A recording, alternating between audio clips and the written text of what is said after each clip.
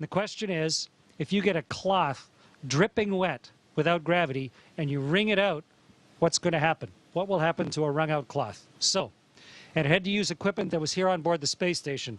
We may have the coolest washcloths ever here on the space station. I'm going to show you. Here's one of our washcloths. And it's compacted. It's put down into this little tiny hockey puck so that it saves space. But when you open up a hockey puck and you pull out your washcloth, this is the one I'm going to use for the experiment today. And so when you open up your hockey puck and turn it into a washcloth, it was compressed in a great big vise somewhere. Okay, so here's my washcloth, like a magic trick. And now I'm going to get this soaking wet, and then we're going to see what will happen when we wring it out. Meredith and Kendra suggested that I dip this in a bag, but bags don't hold water in space, so instead I filled a water bag. This has drinking water in it. And I'm going to squirt a bunch of water into this washcloth.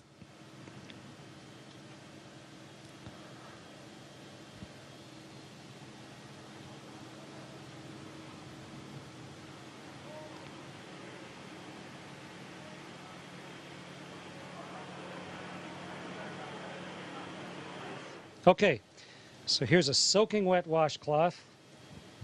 Get the microphone so you can hear me while I'm talking. And now let's start wringing it out. It's really wet.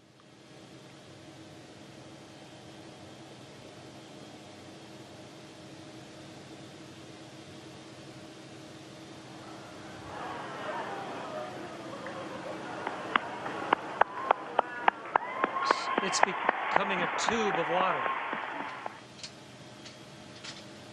The water's all over my hands. In fact, it wrings out of the cloth into my hands. And if I let go of the cloth carefully, the water sort of has it stick to my hand.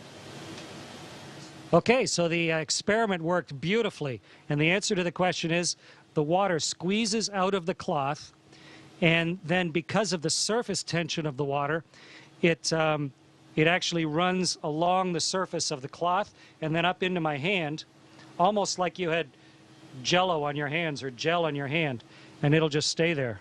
Wonderful moisturizer on my hands. And the cloth doesn't really unravel itself.